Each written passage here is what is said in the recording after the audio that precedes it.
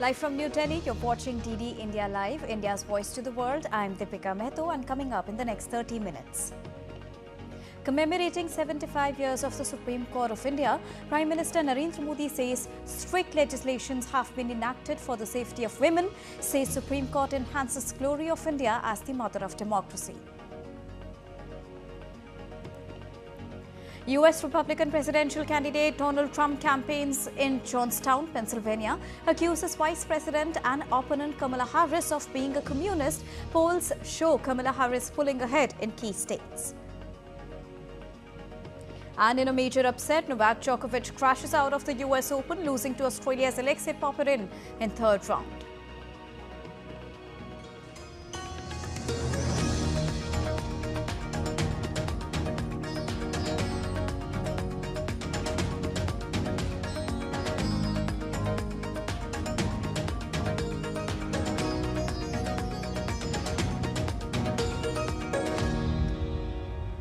India's Prime Minister Narendra Modi inaugurated the two-day National Conference of District Judiciary at Bharat Mandapam in national capital New Delhi on Saturday. The two-day conference, organized by the Supreme Court of India, will host 5 working sessions that will deliberate and discuss on the issues related to district judiciary, such as infrastructure and human resources, inclusive courtrooms for all, judicial security and judicial wellness, case management and judicial training. Chief Justice of India D.Y. Chandrachud, Union Minister Arjun Ram Meghwal and President of the Supreme Court Bar Association were also present at the event. And on the occasion, Prime Minister Narendra Modi also unveiled a stamp and a coin commemorating 75 years of the establishment of the Supreme Court in India. Prime Minister said that the Supreme Court of India's journey of 75 years does not merely associate with one institution, but it is also a journey of India's constitution, journey of India evolving as a democracy. The Prime Minister highlighted the crucial role of the makers of the Constitution and the entire judicial system in this journey. He also mentioned the role of crores of citizens of India who entrusted this judicial system.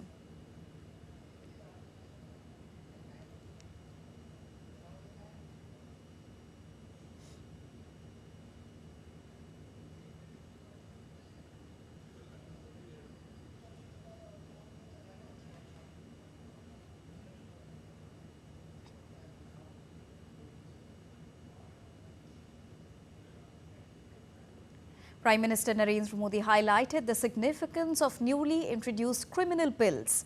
He emphasized that these reforms are crucial for building a more robust and efficient legal framework across the country. इन कानूनों की भावना है citizen first, dignity first and justice first. हमारे criminal laws शासक और गुलाम वाली colonial सोच से आजाद हुए हैं. सेडिशन जैसे अंग्रेजी कानूनों को खत्म किया गया है. न्याय संहिता की सोच नागरिकों को सजा देगा, यही एकमात्र नहीं है, लेकिन नागरिकों को सुरक्षा देना भी है. इसलिए एक और महिलाओं और बच्चों के खिलाफ होने वाले अपराधों पर सख्त कानून बने हैं.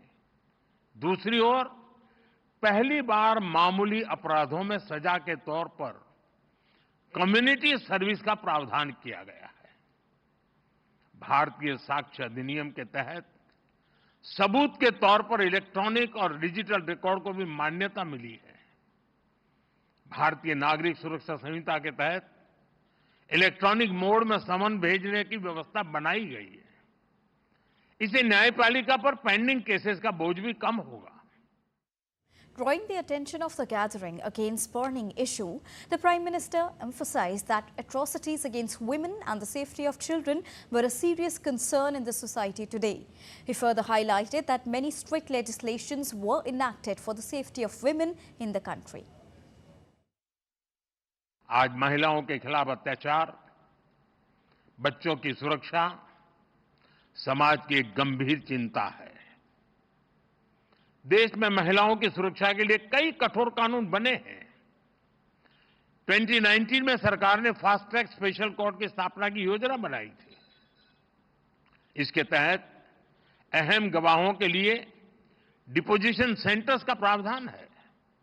इसमें भी डिस्ट्रिक्ट मॉनिटरिंग कमिटीज की भूमिका महत्वपूर्ण हो सकती है। इस कमेटी में डिस्ट्रिक्ट जज, डीएम और एसपी भी शामिल होते हैं। क्रिमिनल जस्टिस सिस्टम के विभिन्न पहलुओं के बीच समन्वय बनाने में उनकी भूमिका अहम होती है। हमें इन कमेटियों को और अधिक सक्रिय करने की जरूरत है।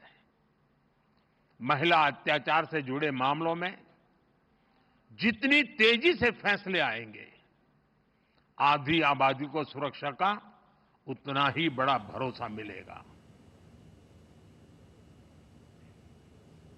In his address, Chief Justice of India D.Y. Chandrachud termed the district judiciary as the backbone of the judicial system and said it is a crucial component of the rule of law. The quality of our work and the conditions in which we provide justice to citizens determines whether they have confidence in us and is a test of our own accountability to society. The district judiciary is therefore called upon to shoulder tremendous responsibility and is aptly described as the backbone of the Indian judiciary. The spine is the core of the nervous system. To sustain the spine of the legal system, we must stop calling the district judiciary as the subordinate judiciary. 75 years after independence, the time has come for us to bury one more relic of the British era, the colonial mindset of subordination. And to discuss more on this, I'm joined by DD India correspondent Vikas Sarthi. Good afternoon, Vikas. Now, as the Prime Minister also said that 75 years of the Supreme Court glorifies the mother of democracy, playing a key role in ensuring justice to the people. Recently as well, we've seen major changes in the Indian law system. How far have we come in terms of judiciary, its process, and also ensuring speedy trials to the people, Vikas? Good afternoon, Deepika. Right, Prime Minister said that it is not the journey of Supreme Court alone. It's the 75-year journey of Indian democracy and the Indian Constitution. And in the past, we have seen that how Supreme Court came forward to protect our Constitution and our democracy whenever it came under attack. In fact, he also mentioned the emergency period. He said that at that point in time, also Supreme Court played a very important role in protecting democracy and the Constitution. He also said that despite the challenges of case pendency, as you just mentioned, that there are more than 400 crore cases are pending in lower courts. He said that despite these kind of challenges, by and large, Indian judiciary has confidence and trust of common citizen, even in the challenging times of like emergency. People express their trust and confidence in the Supreme Court and the High Courts as well, and it was also reflected in the several judgments of the High Court and Supreme Court during that particular challenging time. Apart from it, Prime Minister also mentioned about the growing cases of crime against women, and he said that though the government came with a detailed plan of fast-track courts in 2019, but still we need to improve that system. There are some committees, there are some monitoring committees, district level, which must be strengthened to function to ensure that these kind of incidents against women and child must stop immediately. Apart from it, he also mentioned that in the new legislation, in the BNS and BNSS, there have been provisions for stricter punishment for the people involved in crime against women and children. In fact, he also said that we have prioritized those cases over colonial issues like sedition and other those sections and those acts which were provided in the IPC as crime because of the colonial interest. So he also said that we have revamped our criminal justice system, and in fact he also urged to the higher judiciary, to the Supreme Court and the High Court, that some special training program must be convened for lower judiciary, for district court judges which were attending this particular seminar for next 2 days. He said that there should be a special program, a special training program for these judges to give them information, to enable them to understand the provisions and the fundamental idea of BNS and BNSS. So Prime Minister also expressed his thanks to Chief Justice of India for coming up with the idea of e-courts and for enabling IT services in courts as well. And Prime Minister also mentioned that in last year itself, the third phase of e-courts project has been cleared by the government, and as of now more than 8,000 crores have been provided for the higher judiciary for implementing IT services. Deepika. And this is a very important point which you've just talked about, that from women's safety to the e-services, everything has been coming into play. Now let's also talk about the technology that has played a very important part, e-courts, the fast-track courts, and we also heard Prime Minister Narendra Modi just mentioning about e-summons as well. We've come a long way. This wouldn't be wrong to say that we've come a really long way when we talk about court system that was in place earlier with so much of paperwork, but now we've moved into paperless services as well, Vikas. Right, Deepika. So starting from the Supreme Court, now today Supreme Court's whole functioning, whole working in the judges' chamber has been transformed in digital form. There are no paper books are supplied by the parties to the bench. Everything is available digitally. This particular formula is being implemented by the high courts as well, though not at that particular speed, but they are also implementing IT services in high courts as well.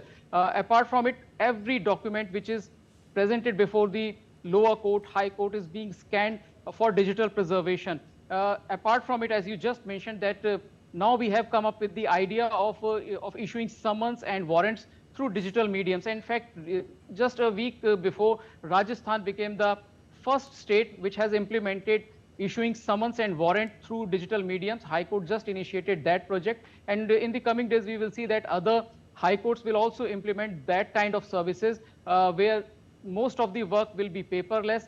It will certainly impact the speed of the justice as well. So we will cut down the usual paperwork, the usual long processes. Through an email or SMS, a person will be served any kind of warrant or summons to appear before the court. So we have come a long way if we compare it with the judicial working or courts functioning a decade before. In fact, Chief Justice of India, D.Y. Chandrachud, has always advocated that we must go forward to the e-court system. We must not rely on paperwork. In the past few years, we have seen that is being implemented in the Supreme Court. When it is applied at the topmost level, all other high courts will follow the same project, same kind of functioning. And in the coming days, most of the lower courts as well will use these IT services in their functioning on day-to-day basis. All right, thank you so much, Vikas, for joining us and bringing us the latest on the current conference which is going on. Now, with an aim to boost connectivity in the Indian states of Uttar Pradesh, Tamil Nadu and Kerala, Prime Minister Narendra Modi virtually flagged off 3 Vande Bharat trains via video conferencing. Realizing Prime Minister's vision of Make in India and Atmanirbhar Bharat, the state-of-the-art Vande Bharat Express will improve the connectivity. These new Vande Bharat trains are all set to provide the people of the region world-class means to travel with speed and comfort. The introduction of these Vande Bharat Express trains will herald a new standard of rail service to meet the needs of regular travellers, professionals, business and student community in immense measure.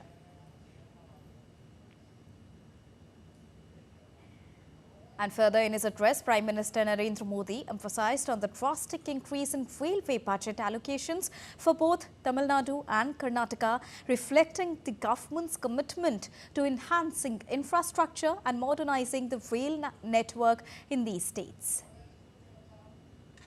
इस साल के budget में हमने तमिलनाडु को 6,000 करोड़ रुपए से ज्यादा का रेलवे बजट दिया है।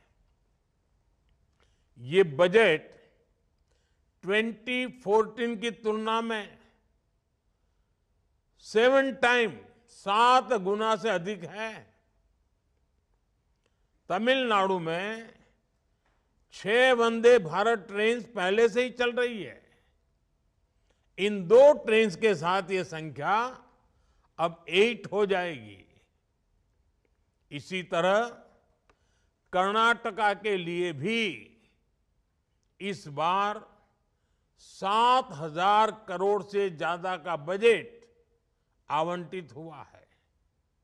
ये बजट भी 2014 की तुलना में 9 गुना अधिक है।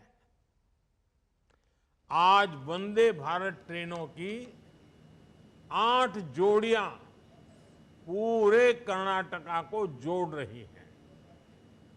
Calling China a unique problem, India's External Affairs Minister Dr. S. Jaishankar said that India is not the only country in the world that is having a debate about that country.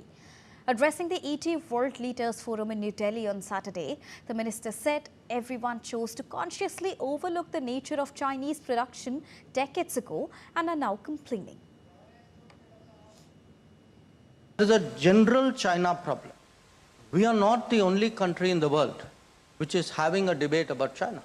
Go to Europe and ask them, what is today among your major economic or national security debates? It's about China. Look at the United States. It's obsessed with China, and rightly so in many ways.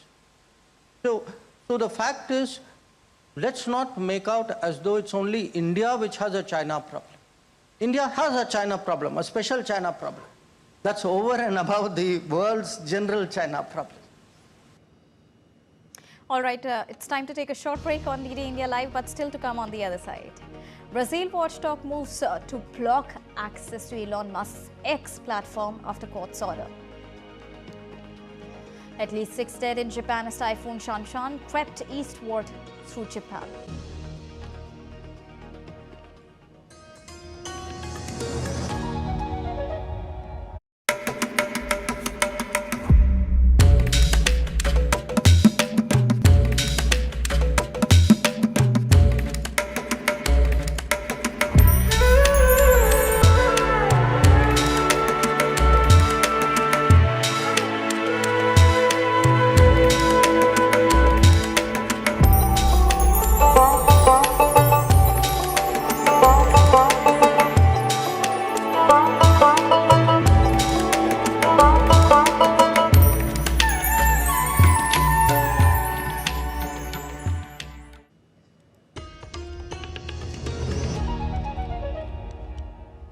Welcome back after that short break. Let's continue.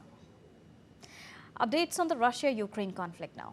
5 people were killed and 46 injured in Ukrainian attack on the southwestern Russian city of Belgorod late on Friday. A video showed another car being blown up while moving on the road. Seconds later, an explosion is seen on the other side of the road.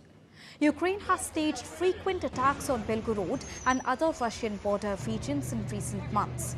Ukraine and Russia say they do not deliberately target civilians in the war that began when Russia sent thousands of troops into its smaller neighbors in February in the year 2022.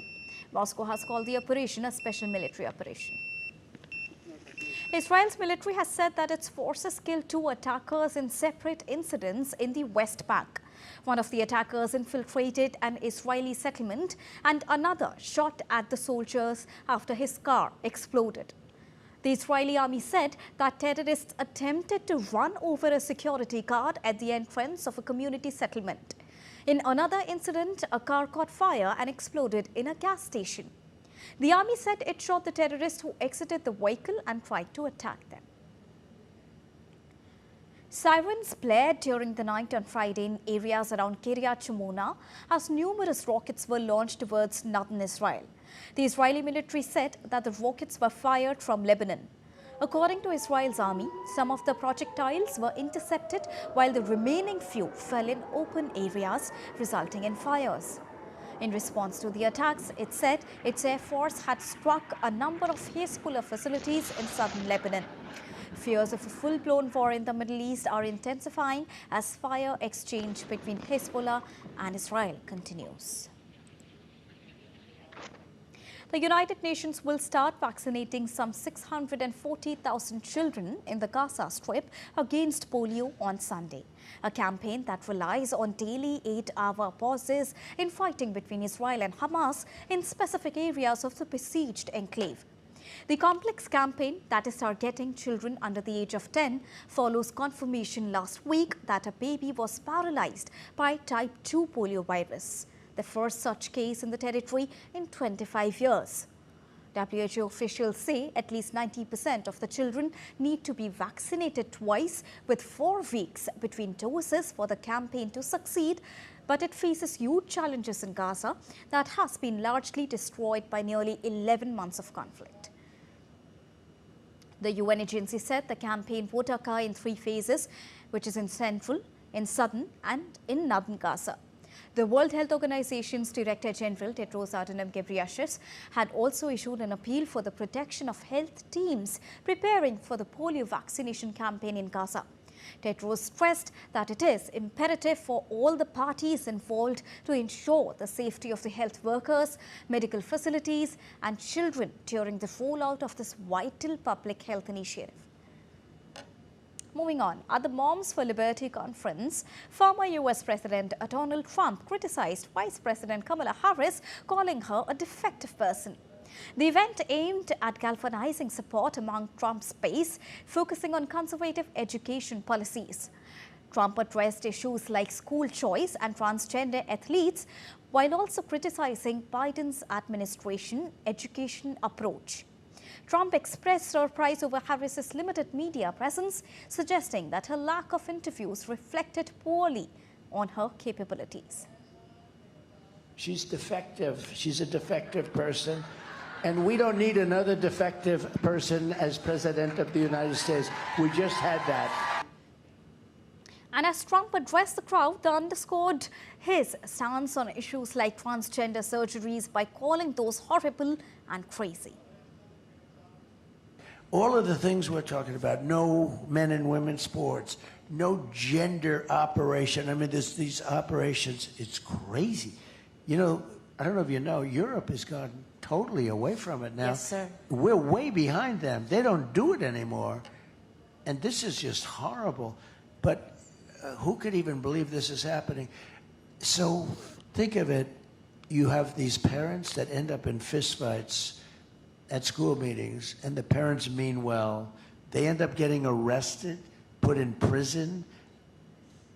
Moving on, a Brazilian Supreme Court justice ordered immediate suspension of social media platform X in the country after a court-imposed deadline expired for the company to identify a legal representative in Brazil. The move is the latest chapter in an ongoing feud between Brazilian Supreme Court Justice Alexander de Moraes and Elon Musk that also included the freezing of the satellite internet provider Starlink's financial accounts in Brazil. Amid the underlying feud over X, Brazil's Supreme Court also blocked the local bank accounts of Starlink satellite internet firm that is 40% owned by Elon Musk, leading the company on Friday to ask the court to suspend that decision. BRICS nations have adopted a comprehensive framework on climate and sustainable development as announced by the Russian Economic Development Ministry on Friday. The framework covers key aspects such as just transition, mitigation, adaptation, carbon markets, finance, science and business involvement.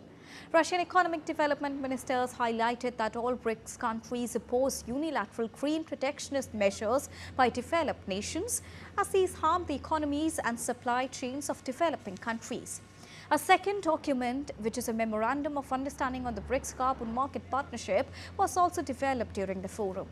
The ministry said that the launch of the partnership will allow BRICS countries to learn from each other's experiences in creating carbon markets and also implementing joint climate projects. At least 6 people were dead as Typhoon Shanshan crept eastward through Japan on Saturday, drenching large areas with torrential rain, triggering landslide and flood warnings hundreds of kilometers from the storm's center.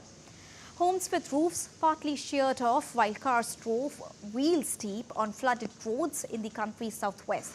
The storm made landfall in Kyushu on Thursday, bringing record levels of rainfall. According to the officials, 1 person was missing and more than 100 have been injured. More than 35,000 homes were without power in southern Kyushu's Kagoshima prefecture. Now let's take a look at other stories making news today. Surpassing world's leading digital payment platforms, India's unified payment interface processed nearly 81 lakh crore rupees transactions in April-July period this year. According to latest data by global payments hub PaySecure, UPI processed 3,721.1 transactions per second, which is a 58% surge over the 2,384 transactions every second registered back in the year 2022. National Cadet Corps in Udhampur participated in a significant event under the Systematic Voters Education and Electoral Participation Program. These young cadets took a solemn pledge aiming at raising awareness about the importance of voting and the role of every citizen that is played in democratic process.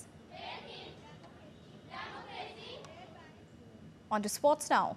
Defending champion Novak Djokovic suffered a shocking US Open exit after losing to Alexei Popyrin in the third round itself.